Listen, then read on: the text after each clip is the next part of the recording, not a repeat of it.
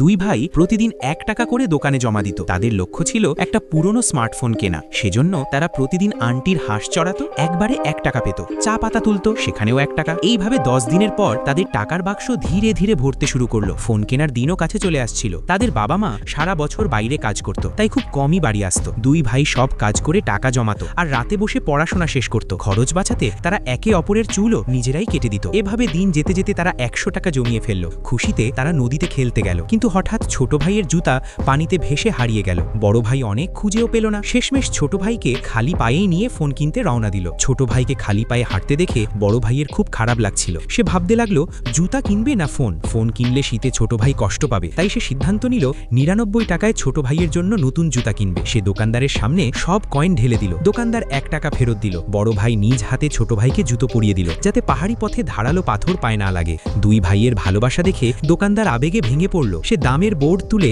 100 টাকায় একটা দশমিক বসিয়ে দিল। ফোনের দাম হয়ে গেল মাত্র 1 টাকা। জুতো পরানোর পর বড় ভাই 1 টাকা নিয়ে চলে যাচ্ছিল, তখন দোকানদার কাশির মাধ্যমে তাদের ইশারা করলো। দুই ভাই দৌড়ে ফোনের কাছে গেল। দাম দেখে তারা অবাক, মাত্র 1 টাকা। দোকানদার ফোনটা তাদের হাতে তুলে দিল। তারা মাথা নিচু করে ধন্যবাদ জানাল। আর ফেরার সময় বড় ভাই সেই 1 টাকাটাও আবার তাদের সঞ্চয়ের বাক্সে রেখে দিল।